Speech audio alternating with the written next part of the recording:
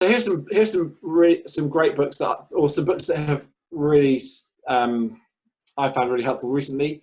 There's a book called The Crucifixion by an American writer, Fleming Rutledge.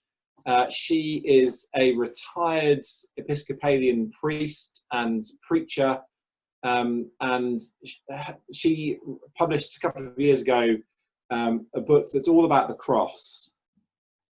And I just found it incredibly helpful in all sorts of ways, deeply true, but also just a very kind of fresh and helpful look at kind of orthodox realities of the cross. So that was I mean, it's a real doorstopper. I mean, it's not short, but I got to the point where I finished it and thought, actually, I need to read this again, because I was so engaged and moved by it. So that would be one. What else? What else is really significant? I read a little book a couple of years ago called The Hole in Our Holiness. Okay. Kind of snappy title. Hole, by, again, American, a Presbyterian minister called Kevin DeYoung. And it's quite short. It really helped me to see why obedience to Christ really matters. Okay. And why you might find it easy to kind of not disregard, but to kind of forget about a commitment to being holy. And he just kind of spells out what he thinks that might look like and why that's significant. And that, again, it's quite short, it's quite readable, but that really stayed with me, actually, when I read it. And here's a book. Again, it's American, and I'm not suggesting anything by the fact that this is another American. I think there are lots of good authors, and I've been deeply moved by authors from all over the world writing Christian books, but these three just happen to be American. It's a Liturgy of the Ordinary by an Episcopalian, so an Anglican priest in America called Tish Warren, and it's about what holiness looks like in everyday life.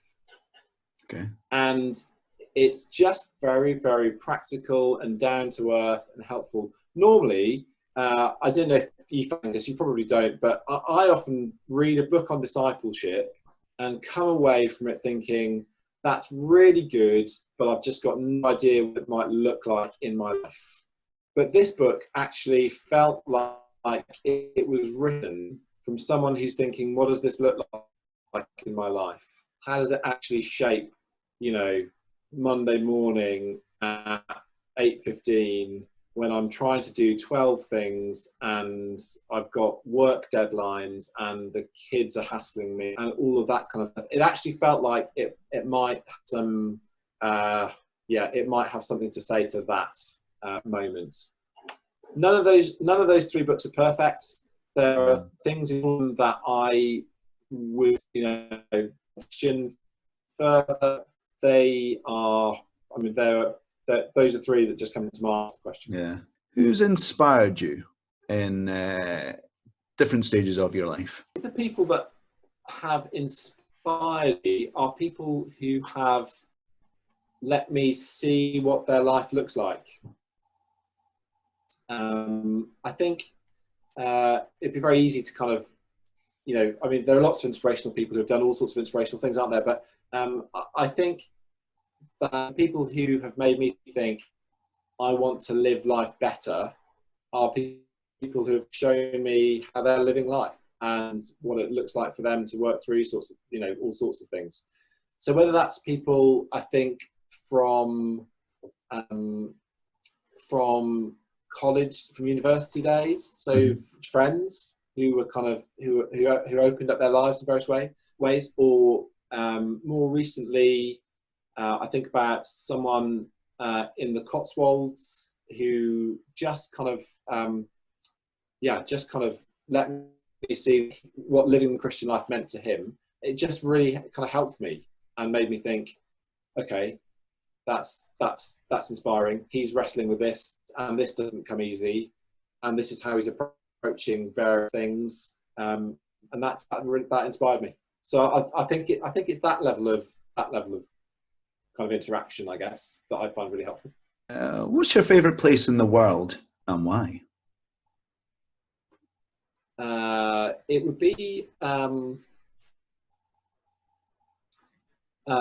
it's a beach on the west coast of France, which is just lovely.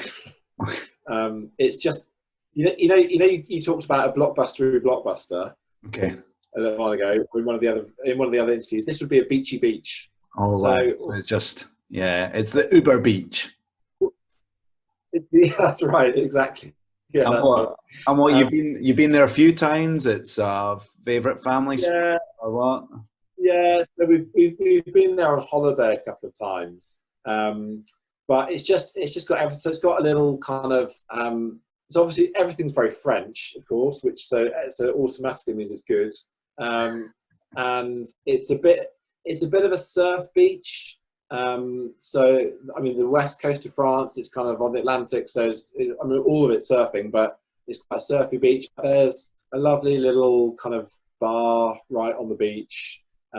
It's also really long, it's vast, and it's got great waves, and it's just it's just lovely. It's everything that you want in a beach. Fantastic. Yeah, just needs David Hasselhoff to complete it. Yeah, brilliant. So I suppose a slightly related question: what do you do to relax or sort of refresh yourself, if that's another way of asking it? Yeah. That's. Do you know what? That is a really good question. And the honest answer is, I'm not great at resting. Okay. I think it's easy to think that rest means kind of doing not very much, and that's what resting is. But to be honest, when I have days where I don't do very much, I don't feel very rested at the end of them. So yeah, and I say that just because a couple of years ago at Grace Church we did a sermon series on rest, and I preached a sermon, and someone came up to me afterwards and said, "What do you do to rest?" And I kind of thought, actually, I don't really know what the answer to that question is, and it just kind of struck me. So there are things that I like doing. I like watching films. I like reading books. I like spending time with people. I like hanging out with my kids and family. But in terms of what really rests me, I'm not entirely sure what the answer is. You're still getting there, still finding it out. I'm still finding out. Yeah, exactly. Okay. Lovely. Oh, one more. If you were a person from the Bible, who do you think you most resemble? Nathan, the prophet. Very good, very good. Might be the way to go. I don't know. Because they all, apparently they all, in the movies at least, they've all got really big beards and really long hair. So that kind of makes life harder for me, I think. Maybe who was the prophet that was called Baldy? Elisha. Okay. All right. Okay. Elisha the prophet. I guess I must most resemble him. So, and what color was your hair before? It was a very deep blonde. Okay. Very deep blonde. It wasn't at all. It was a sort of fair browny color. Okay. So average. Yeah, that's right. Yeah, thank you, Angus. Yeah, average. Fantastic. Thank you so much, Nat.